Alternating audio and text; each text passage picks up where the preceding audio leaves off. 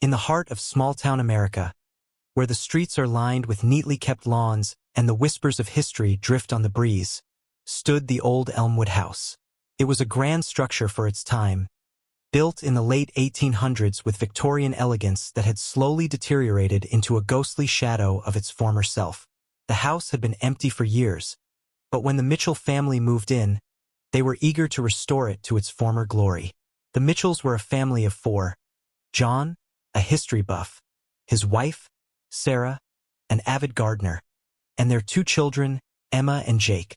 They were thrilled to breathe new life into the old place, despite its ominous reputation. From the moment they moved in, strange things began to happen. It started with subtle noises, footsteps echoing in the empty halls, whispers that seemed to drift from nowhere. Emma, the younger daughter, often said she felt like she was being watched, but her parents dismissed it as nerves. One evening, while Sarah was tending to the garden, John decided to explore the attic. He had read that many old houses had hidden rooms and wanted to see if there were any surprises waiting for him. The attic was dusty, filled with forgotten relics and cobwebs. Amidst the clutter, he found an old, ornate mirror covered with a sheet. He uncovered it, intrigued by its antique craftsmanship. That night, as the family settled into their new routines, Emma's sleep was restless. She awoke to a strange sound, a soft, rhythmic tapping coming from the attic. She crept out of her room and made her way up the creaky stairs, drawn by the sound. In the attic, the mirror seemed to shimmer in the dim light of Emma's flashlight.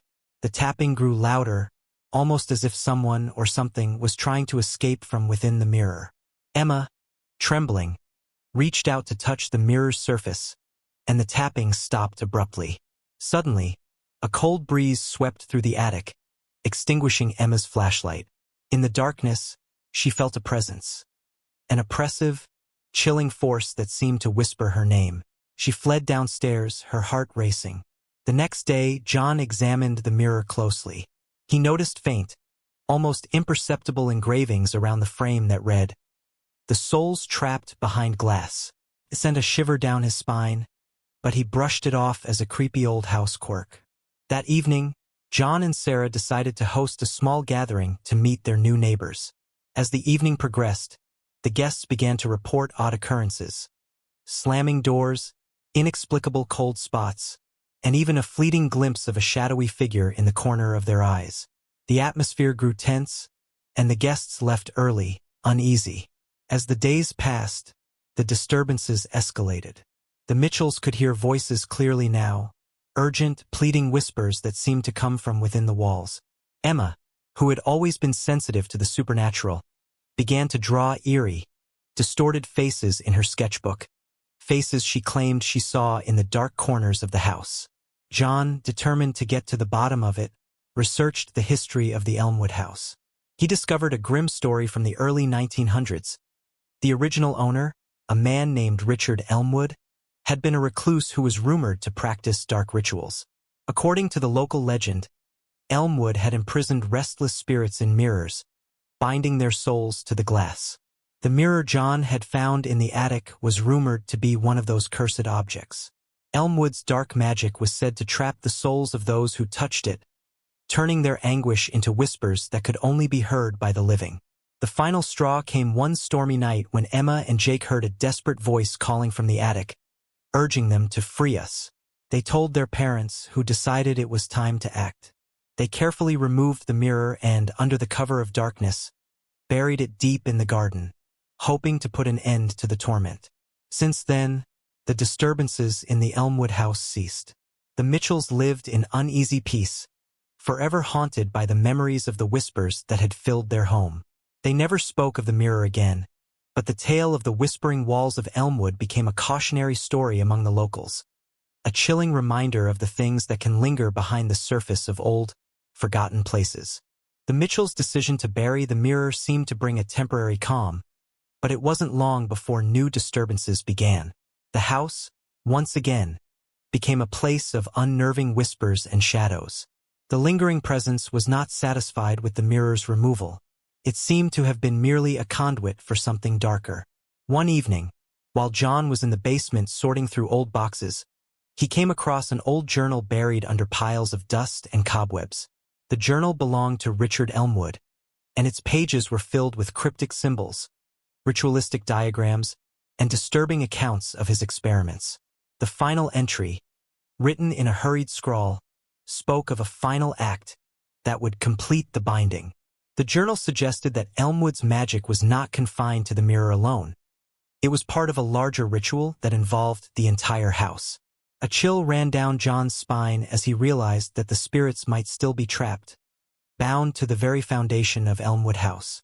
John shared his discovery with Sarah, who was now visibly shaken. The couple decided to consult a local historian and paranormal expert, Dr. Evelyn Harper, who had a reputation for dealing with troubled properties. Dr. Harper agreed to visit Elmwood House, intrigued by the journal and the ongoing disturbances. Dr. Harper's investigation was thorough. She used specialized equipment to detect electromagnetic fields and conducted seances to communicate with any spirits lingering in the house. During one of these sessions, the temperature in the room plummeted, and a chilling voice emerged from the static of the spirit box. "He cannot be freed until the binding is undone." The revelation was unsettling. It seemed that Richard Elmwood had not only trapped spirits in mirrors but had also bound them to the house itself. To release the trapped souls, the entire ritual needed to be reversed, a process that required specific incantations and the destruction of the ritualistic symbols scattered throughout the house. Dr. Harper identified the symbols, which were hidden in various locations, under floorboards, behind wallpaper, and even carved into the wooden beams. She, along with John and Sarah, embarked on a grueling task of uncovering and erasing these symbols, a task that took several days and nights. During this process, the disturbances in the house grew more intense. The whispers became louder, more insistent, and at times, malevolent. Emma and Jake were deeply affected, their sleep plagued by nightmares and their waking hours spent in an almost constant state of fear. The shadows in the corners of their rooms seemed to move and shift with a mind of their own. As they worked to undo the binding, Dr. Harper discovered something even more disturbing. The ritual had also created a link between the house and the spirit world, amplifying the house's ability to affect the living.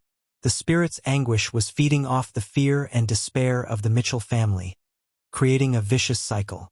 One night, as the final symbols were being erased, the house seemed to come alive with a malevolent energy. The walls vibrated with an eerie hum, and the temperature dropped to freezing levels. Dr. Harper, while attempting to complete the last incantation, suddenly collapsed, her energy drained by the powerful forces at play.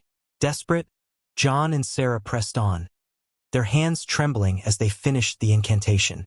The house's oppressive presence seemed to focus on them, and they felt as though they were being watched by countless unseen eyes.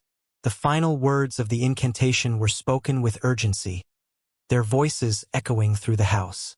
As the last word was uttered, a deafening silence fell over Elmwood House. The air felt lighter, and the oppressive weight that had hung over them seemed to lift. Exhausted but relieved, John, Sarah, and the children hoped that they had succeeded in breaking the cycle of torment. But as they prepared to leave, Dr. Harper, recovering from her ordeal, warned them of a lingering presence. "You may have freed the trapped souls," she said, "but the house itself is still a gateway. You must keep watch, for the darkness may still linger, waiting for a new way to come through." The Mitchells stayed on, vigilant but wary. The house's history was now intertwined with their own, and they lived with the knowledge that while they had quelled one chapter of its dark legacy, Elmwood House's secrets were far from fully uncovered. The whispers of the past continued to echo through its walls, and the story of the Mitchells became another chapter in the dark, enigmatic history of Elmwood House. A house that still held its secrets close, waiting for the next chapter to unfold. After the ritual was completed, Elmwood House seemed to exhale a sigh of relief. The oppressive atmosphere had lifted, and for the first time in weeks, the Mitchell family experienced a period of calm. The house felt almost peaceful, but an underlying sense of unease lingered. John and Sarah resumed their lives with a cautious optimism. They started renovating the house more energetically, hoping to create a warm, inviting environment for their family. Emma and Jake gradually began to sleep more soundly, though they still occasionally spoke of unsettling dreams. One evening, as John was exploring the attic for some additional renovation supplies, he stumbled upon a hidden door behind a stack of old trunks. The door was small and seemed to blend perfectly with the wall, but it had an old-fashioned keyhole. Curious, John searched the attic for a key but found nothing. Sarah, noticing John's interest, suggested they consult Dr. Harper once more. Reluctantly, John agreed. Dr. Harper returned, intrigued by the new development. She examined the hidden door and its keyhole, then turned to John and Sarah with a serious expression. "This door might be another part of Elmwood's secrets," Dr. Harper said. "If it's as old as the house, it could contain something significant, perhaps something even more dangerous." They decided to proceed cautiously. With Dr. Harper's guidance, John and Sarah took a deep breath and unlocked the hidden door. It creaked open to reveal a small, dusty room. Inside were shelves lined with old, leather-bound books, scrolls, and various occult artifacts. At the center of the room was an old pedestal with an open book lying on it. The book was an ancient ledger filled with handwritten notes, sketches, and symbols, some of which were similar to those John had found in the journal earlier. The entries were written in a mix of English and a cryptic language that Dr. Harper recognized as part of a long-forgotten occult tradition. Dr. Harper carefully studied the ledger, her expression growing more concerned with each passing moment. "This is a record of more than just rituals," she explained. "It details a series of dark experiments conducted by Elmwood. He was attempting to merge the physical and spiritual realms, creating a bridge between worlds. If even a part of this ritual remains intact, it could explain the ongoing disturbances." The family was stunned. The realization that Elmwood's experiments might have left lasting impacts on the house was unsettling. Dr. Harper continued to study the ledger, noting that the final entries spoke of a veil, a thin barrier between the worlds that could be manipulated or strengthened. To fully understand and address the situation, Dr. Harper suggested they conduct a thorough cleansing of the house, using the knowledge from the ledger to counteract any remaining dark influences. They would need to perform a series of rituals to reinforce the barriers between the realms and ensure that no residual energy could seep through. In the days that followed, the Mitchells, under Dr. Harper's supervision, worked tirelessly to perform the cleansing rituals. They placed protective charms around the house, recited incantations, and used various protective artifacts from Dr. Harper's collection. The process was exhausting and required precise execution to be effective. As they worked, the disturbances began to manifest in new and unsettling ways. Shadows seemed to move more aggressively, and the whispers grew louder, though they were now more fragmented and disjointed. The house seemed to react to their efforts, almost as if it was resisting the cleansing. One night, as the family prepared for a particularly crucial part of the ritual, Emma and Jake discovered something alarming. They found an old, hidden compartment in their bedroom, containing an old, tarnished key and a note written in a trembling hand. "The key to the veil lies within." Puzzled, John and Sarah presented the key to Dr. Harper. She examined it closely and realized it might be linked to a hidden chamber beneath the house, a chamber that could be the focal point of Elmwood's experiments. Dr. Harper, John, and Sarah embarked on a new search for this hidden chamber. They combed through old blueprints and historical records, eventually discovering a trapdoor in the basement, partially concealed by a false wall. The trapdoor led to a narrow, winding staircase that descended into the depths of the house. The descent was cold and claustrophobic. At the bottom, they found a small chamber filled with remnants of dark rituals. Faded symbols on the walls, scattered incense burners, and a large, ornate altar at the center. On the altar was a dusty, ancient tome, marked with the same symbols they had seen before. Dr. Harper approached the tome carefully, her hands steady as she opened it. The pages revealed detailed instructions for manipulating the veil and the consequences of failing to maintain its balance. It was clear that Elmwood's experiments had indeed created a fragile boundary between the worlds. With the tome in hand, Dr. Harper directed the Mitchells to perform a final, comprehensive ritual designed to reinforce the veil and secure the boundaries between the realms. As they worked, The house trembled with an otherworldly energy, and the air seemed charged with both tension and anticipation. The ritual was intense and required precise coordination. The family felt the weight of the house's history pressing upon them, as if the very walls were alive with ancient forces. As they completed the final incantation, a blinding light filled the chamber, and a powerful surge of energy coursed through the house. When the light finally faded, the oppressive atmosphere seemed to lift once more. The house was eerily quiet, the whispers and shadows now replaced by a calm stillness. Exhausted but hopeful, the Mitchells emerged from the chamber, their faces marked by a mix of relief and uncertainty. Dr. Harper, though drained, reassured them that the veil had been reinforced and that the house's dark influence had been significantly diminished. The Mitchells had faced the darkness and prevailed, but the legacy of Elmwood House remained, a place where the boundary between worlds had once been tested, and where echoes of the past continued to whisper through its walls. Don't forget to subscribe and like if you liked this story. The aftermath of the final ritual left Elmwood House in a state of uneasy calm. John, Sarah, Emma, and Jake were physically and emotionally drained but relieved that the worst seemed to be over. Dr. Harper, exhausted but hopeful, left them with advice to maintain vigilance and to continue monitoring the house for any signs of lingering disturbances. For a time, life in Elmwood House returned to a semblance of normalcy. The oppressive atmosphere that had plagued the family was gone, replaced by a quiet, almost serene environment. The Mitchells enjoyed the peace, though the house's dark history lingered in their minds. One crisp autumn evening, a few weeks after the final ritual, John and Sarah were hosting a small gathering of friends to celebrate their newfound peace. Emma and Jake were playing in the garden, their laughter a bright contrast to the house's grim past. The atmosphere was light, and for the first time since moving in, the family felt truly at ease. As the evening wore on, John decided to take a moment to explore the grounds. He walked around the garden, admiring the newly blooming flowers that Sarah had planted. As he strolled near the spot where they had buried the cursed mirror, he noticed something odd.